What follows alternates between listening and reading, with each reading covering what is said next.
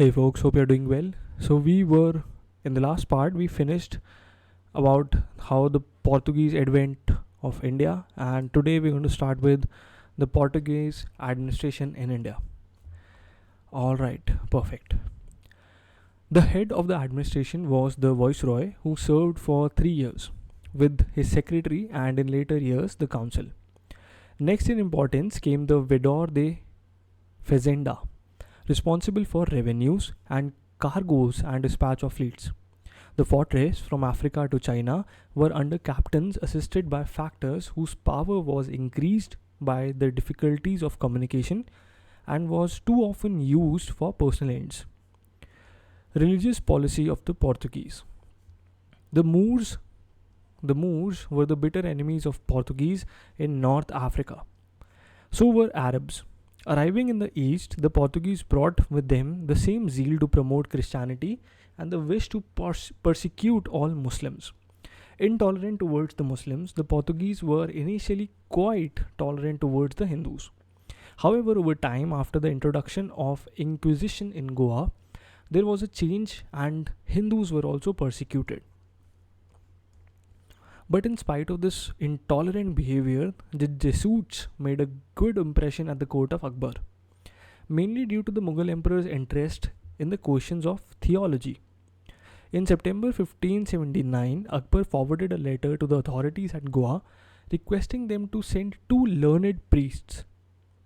The church authorities in Goa eagerly accepted the invitation, seeing in it a chance to convert the emperor to Christianity and with him his court and the people. Jesuit fathers Rodolfo Acquaviva and Antonio Montserrat were selected for the purpose.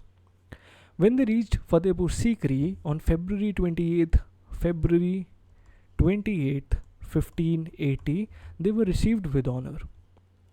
Acquaviva and Montserrat went back in 1583. Belying, they came to Fatehpur Sikri in 1580 and they left in 1583. Belying the hopes of Portuguese, the Portuguese entertained of Akbar's conversion to the Christian faith. The second mission called by Akbar in 1590 also ended on a similar note in 1592. The third mission, again invited by Akbar, arrived in 1595 at Lahore, where the court was then residing and continued as a sort of permanent institution, thereby extending its influence on secular politics. Fathers Jerome Xavier and Emmanuel Pinheiro were the leaders of the mission, and their letters from the court became very widely known for the information they provided on the later part of Akbar's reign. Prince Salim, on ascending the throne as Jahangir, assuaged the Muslims by neglecting the Jesuit fathers. Gradually, however, his temporary estrangement from the Jesuits ended, and in 1606 he renewed his favors to them. The elegant and spacious church at Lahore was allowed to be retained by them along with the collegium or the priest residence. In 1608, a number of baptisms were carried out in Agra, the priests publicly acting with as much liberty as in Portugal. Jahangir's conduct was such as the Jesuit priests became hopeful of bringing him with the Christian fold. However, these hopes were believed. Moreover, arrogant actions on the part of the Portuguese viceroys created a rift with the Mughal emperor. Portuguese lose favor with the Mughals. In 1608, Captain William Hawkins, this is a very important name, Captain William Hawkins, with his ship Hector reached Surat. He brought with him a letter from James I, King of England, to the Mughal court of Jahangir, requesting permission to do business in India. Father Pinheiro and the Portuguese authorities did their best to prevent Hawkins from reaching the Mughal court, but they did not succeed. Jahangir accepted the gift Hawkins brought for him and gave Hawkins very favorable reception in 1609. As Hawkins knew the Turki language well, he conversed with the emperor in the language without the aid of an interpreter. Pleased with Hawkins, Jahangir appointed him as Mansabdar of 400 at the salary of rupees 30,000. Apparently, he never received it. Hawkins also married to the daughter of an Armenian Christian named Mubarakik Shah. The grant of trading facilities to the English offended the Portuguese. However, after negotiations, a truce was established between the Portuguese and the Mughal emperor. The Portuguese stopped the English ships from entering the port of Surat. A baffled Hawkins left the Mughal court in 1611, unable to counter the Portuguese intrigues or check the vacillating Mughal policies. However, in November 1612, the English ship Dragon under Captain Best, along with the little ship the Osiander, successfully fought a Portuguese fleet. Jahangir, who had no navy worth its name, learnt of the English success and was greatly impressed. The Portuguese acts of piracy also resulted in conflict with the imperial Mughal government. In 1613, the Portuguese offended Jahangir by capturing Mughal ships, imprisoning many Muslims and plundering the cargoes. An enraged Jahangir ordered Mukarrab Khan, who was then in charge of Surat, to obtain compensation. However, it was during the reign of Shah Jahan that the advantages which the Portuguese enjoyed in the Mughal court were lost forever. Also lost were the hopes of converting the royal family and Mughal India into Christianity. A hope that Portuguese held because of the welcome accorded to them and their religion by Akbar and Jahangir. The next is capture of Hooghly. On the basis of an imperial farman around 1579, the Portuguese had settled down on the river bank, which was a short distance from Sadgaon in Bengal, to carry on their trading activities.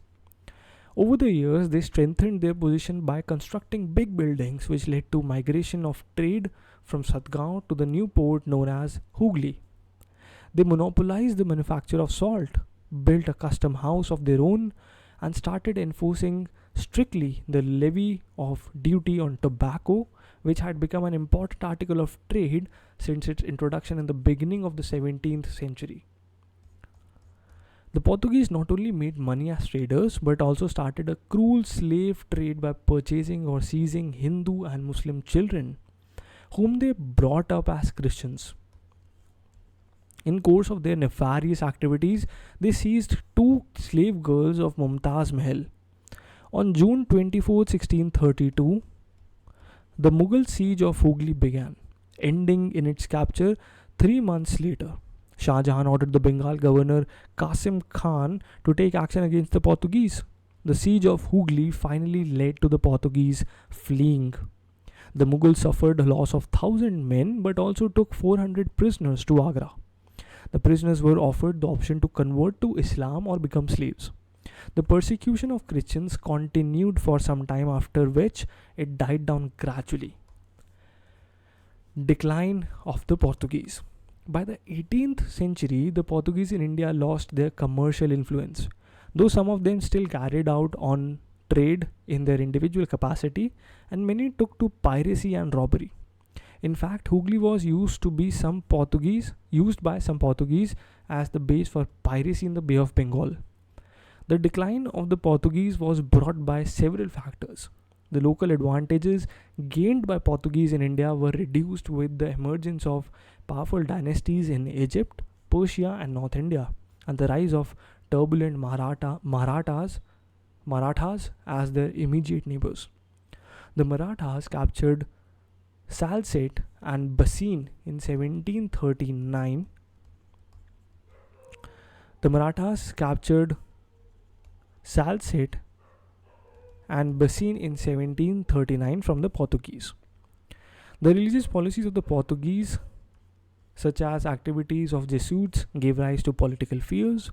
Their antagonism for Muslim apart, the Portuguese policy of conversion to Christianity made Hindus also resentful. Their dishonest trade practices also evoked a strong reaction. The Portuguese earned notoriety as sea pirates. Their arrogance and violence brought them the animosity of the rulers of small states and the imperial Mughals as well. The discovery of Brazil diverted colonizing activities of Portugal to the west. The union of the two kingdoms of Spain and Portugal in 1580 to 81, dragging the smaller kingdom into Spain's wars with England and Holland, badly affected Portuguese monopoly of trade in India. The earlier monopoly of knowledge of sea route to India held by Portuguese could not remain a secret forever.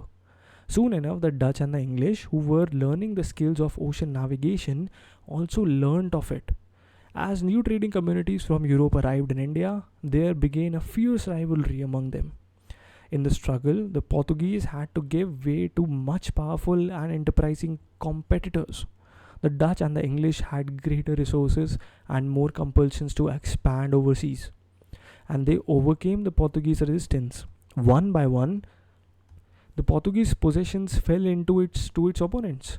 Goa, which remained with the Portuguese, had lost its importance as a port after the fall of the Vijayanagar Empire. And soon it did not matter whose possession it was. The spice trade became under the control of the Dutch, and Goa was superseded by Brazil as the economic center of the overseas empire of Portugal. In 1683, after two naval assaults, the Marathas invaded Goa. Significance of the Portuguese. Most historians have observed that the coming of the Portuguese not only initiated what might be called the European era, it marked the emergence of naval power. The Cholas, among the others, had been a naval power, but it was now for the first time in a foreign power had come to India by the way of sea. The Portuguese ships carried cannon, and this was the first step in gaining monopoly over trade, with the threat of actual use of force. The Portuguese declared their intention to abide by no rules except their own, and they were intent on getting a decisive advantage over the Indians and over the Indian Ocean trading system. In the Malabar of 16th century, the Portuguese showed military innovation in their use of body armor. Matchlock men and guns landed from the ships. The Portuguese may have contributed by example to the Mughal use of field guns and the artillery of the stirrup. However, an important military contribution made by the Portuguese on shore was the system of drilling groups of infantry. On the Spanish model introduced in 1630s as a counter to Dutch pressure, the practice was adopted first by French and English and later taken up by Marathas and Sikhs. And such armies of sepoys became new tools of empire in India. The Portuguese were masters of improved techniques at sea.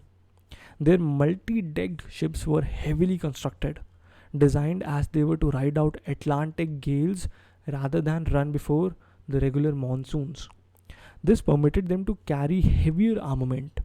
Their use of castled prow and stern was a noteworthy method by which to repel or launch boarding parties. Indian builders adapted both to their own use.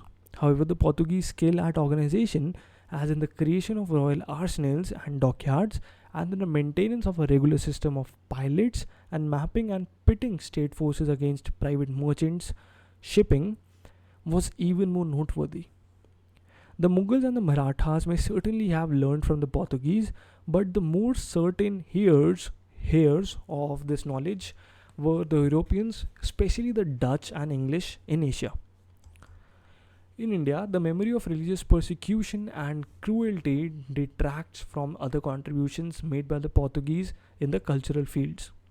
However, it cannot be forgotten that the missionaries and the church were also teachers and patrons in India of the arts of the painter, carver, and sculptor. As in music, they were the interpreters not just of Portuguese but of European art to India.